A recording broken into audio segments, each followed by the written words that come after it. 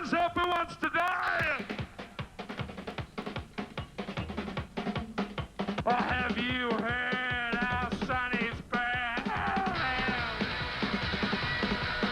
Rise up, ride a running star. The birthday party had been this completely self-destructive thing that was, you know, going to inevitably implode at some stage. Nick, the stripper, the dancers on all fours. I kind of went back to Australia and kind of wandered around in a daze for about 6 months or something like that. And I think that Mick and me at some point got together, and I think he suggested that I start up the Bad Seeds. It was obviously, it was a real departure from the birthday party.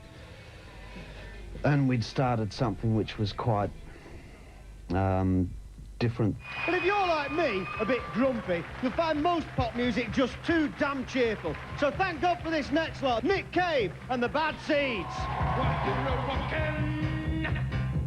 Walking barefoot across the floor. It came together quite naturally. He saw me playing, and he must have decided that I would be a good idea or a good addition to his project to play guitar.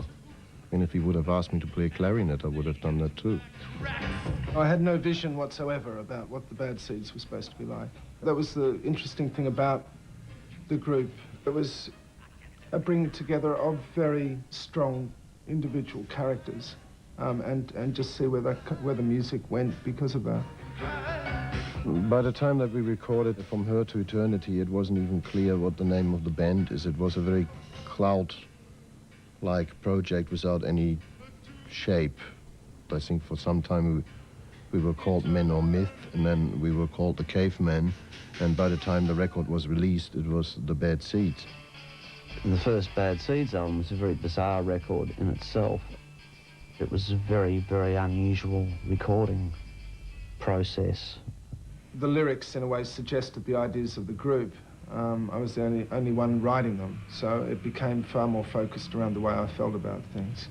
And I have a kind of, always have had a kind of, I guess, melancholy feel towards life. And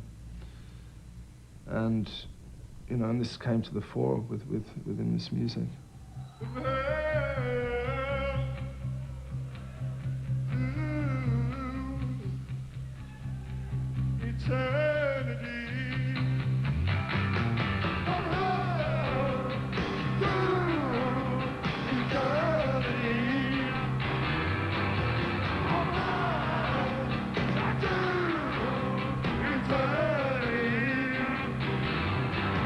I ended up living in Berlin for about 3 years in Kreuzberg, which is the kind of, I guess, the artists' area. We were instantly kind of admitted into the art scene there, or the cultural scene there, which was very diverse. It included filmmakers and poets and the whole, musicians, the whole gambit.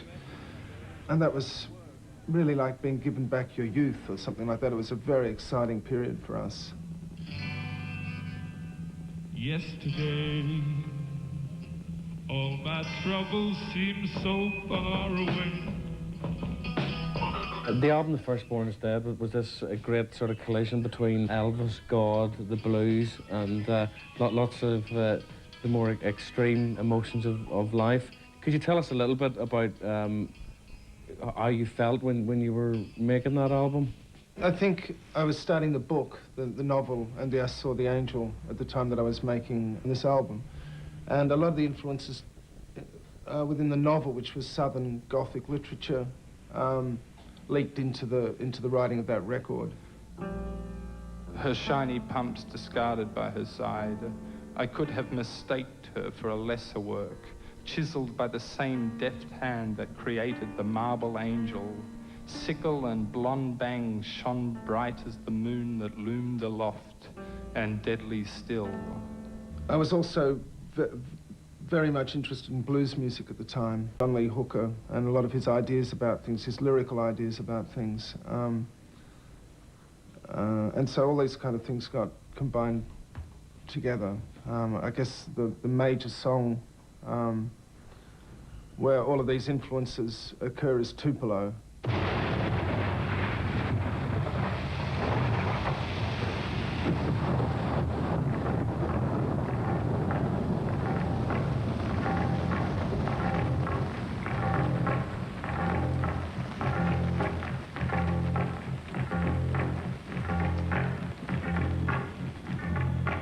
Looky yonder.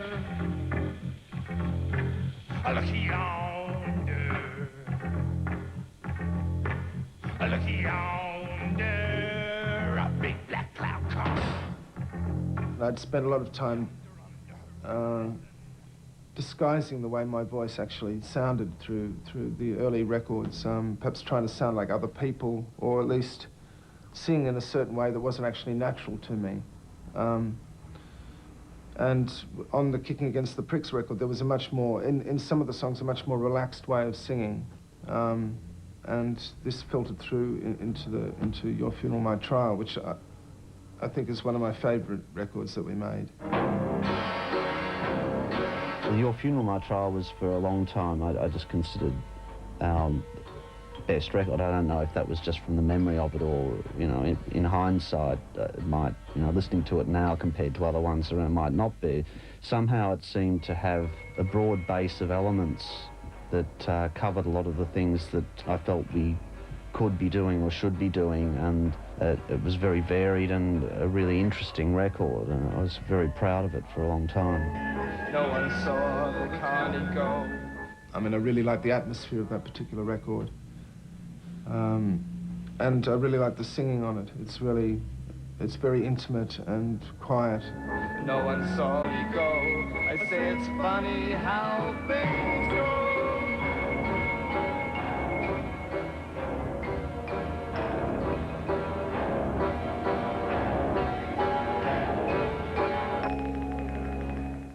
Tender Prey, I remember, was made at a quite a difficult time in my life, where things were kind of spiraling out of control in a lot of areas, and I think you can really hear that on the record.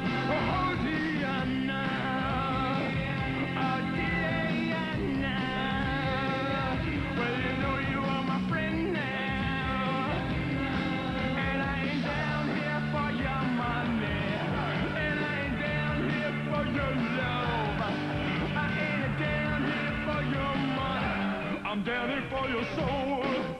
It was a very, very difficult record to make. But I mean, within it, there's some real jewels, I think, and The Mercy Seat is one of them. In heaven his throne is made of gold. The Ark of the Testament is gold. The throne from which untold old history does unfold. Down here it's made of a wood and wire, and my body is on fire. And God is never far away. Could I ask you a little bit about some of the themes in your songs that you've written about over the years? I mean, death and disappointment do loom large. Death looms large, I guess, because it should, you know. I mean, it's the only one. It's the one thing that we as human beings from birth have it's our right, is to die. It's the only thing we've really got. And I don't mean to sound sort of bleak about this, but it's a kind of unifying factor amongst us all, rich or poor, you know, black or white.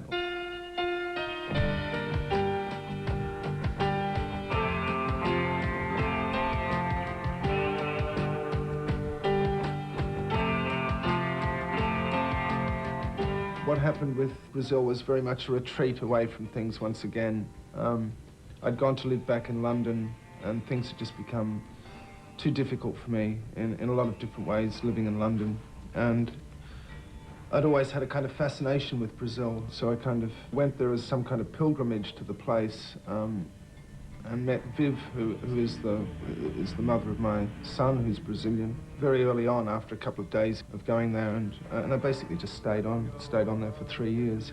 And I guess The Good Son is some kind of reflection of the way I felt early on in Brazil. I felt quite happy there.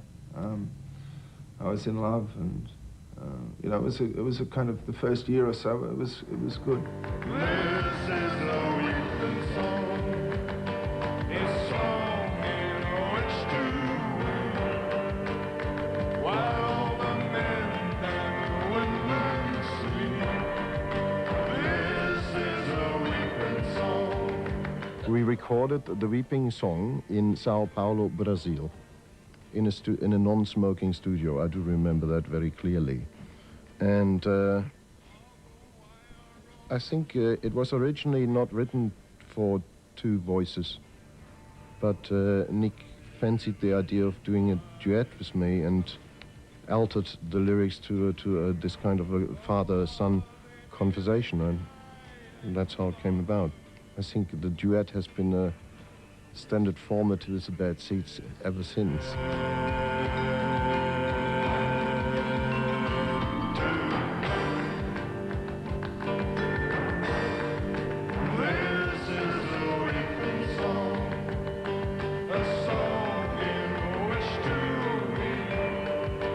I think that Let Love In was in some ways a turning point for us, although all of the records are turning points in some way. I mean, they all push you off into a different direction. But I think that the songwriting got quite good on that record, and the performances were really good. It's kind of a classic Bad Seeds album in style and content, and, you know, just everything done right. It's not a very risky record, but it's just the songs are really good. There's a lot of really good songwriting on it. The playing's really good, the production's and it just kind of all came together fortuitously, and it's just like that, and it's a very strong, effective record. The bells from the chapel went jingle, jingle. You love me? You love me? You love me? Like I love you. How does the kind of dynamic work within the group in the studio? Is it very much a democracy? No. Democracy is slow. We're doing a record about every year, and democracy is very slow, so this is not democracy. The writing and recording process has changed a lot over the years. Probably the early years there was a lot more band involvement even in the writing of the songs, or even the development of the songs into something that sounded like a song. And in more recent times it's much more Nick presenting finished written songs as he's become more and more interested in the process. There's very little of that kind of band input to the writing these days. Get the odd B-side together, you know. Red Right Hand was a bit of an exception. He's a god, he's a man, he's a ghost, he's a guru. They're whispering his name through this disappearing land, but hidden in his coat is a red right hand.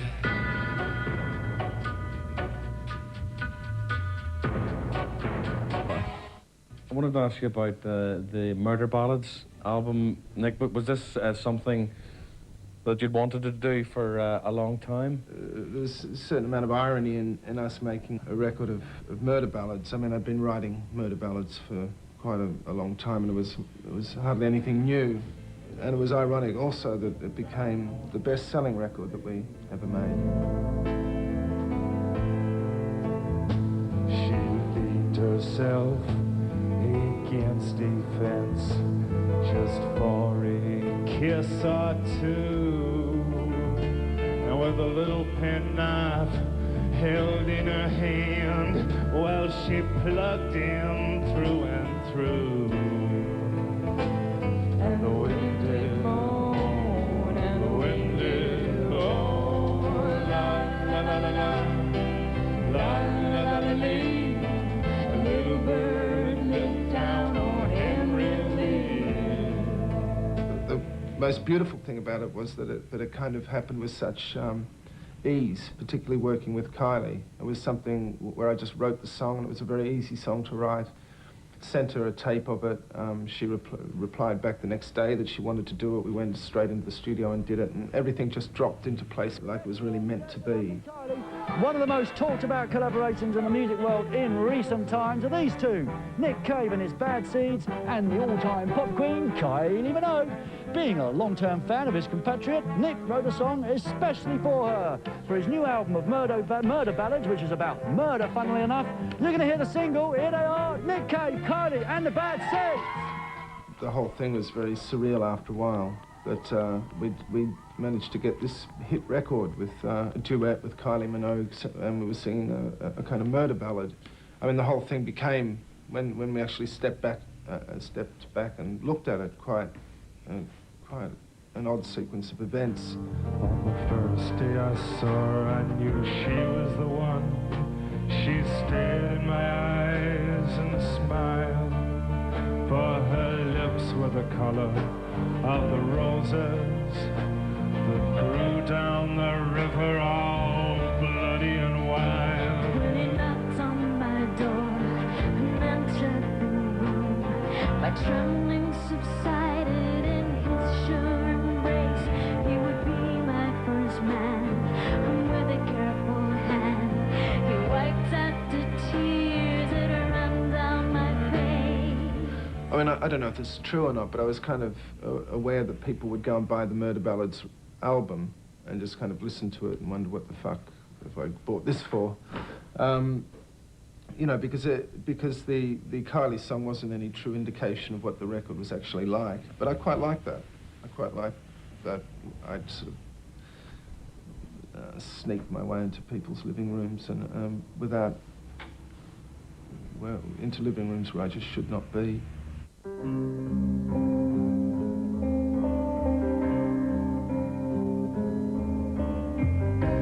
I felt you coming, girl, as you drew near. I knew you'd find me, 'cause I longed you here. You're my destiny, is this how you'll appear? Wrapped in a coat with the tears in your eyes. In the same way as the Murder Ballads had really nothing to do with me or my life, the Boatman's Call has everything to do with it. And a lot was going on through the period that record investigates. And I had very, very strong feelings towards things. I was kind of in love, and it was great to write about. I was out of love, that was worth writing about as well. And so it became, for me, a unique and very personal record. I don't believe in an interventionist God, but I know, darling, that you do.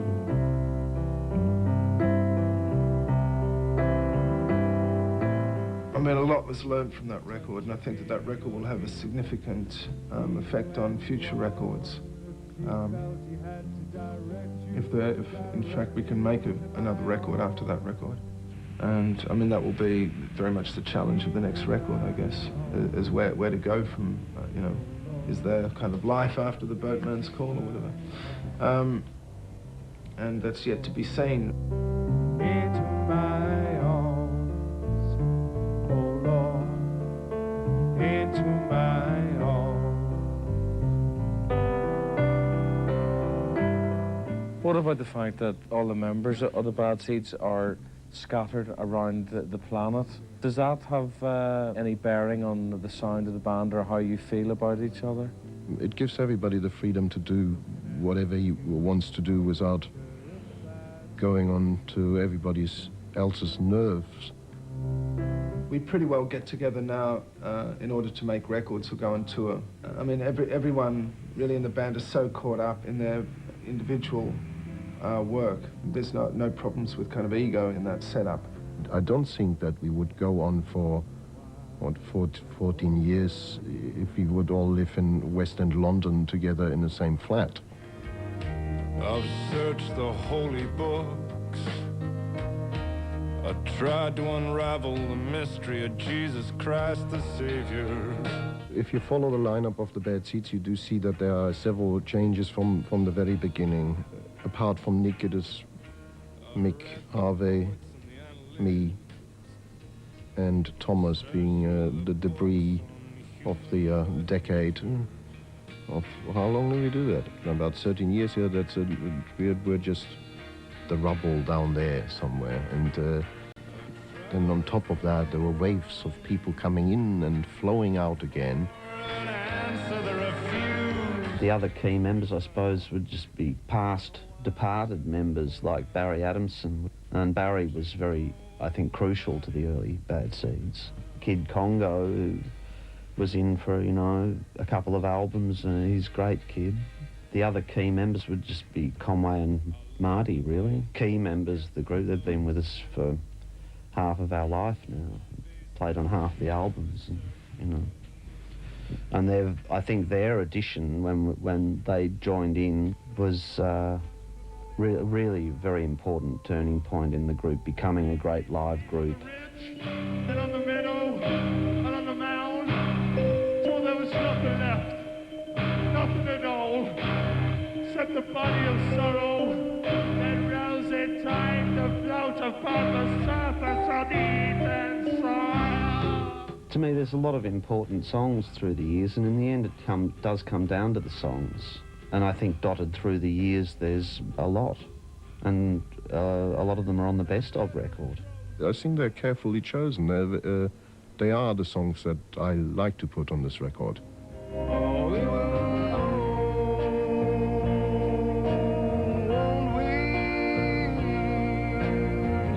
The stars will explode in the sky, but they don't, do they? It is about moving towards something, some kind of state of grace within musically. And I think the Boatman's Call kind of got close to it in some way. So in a lot of ways, it's a good place to have a Best Of record. Our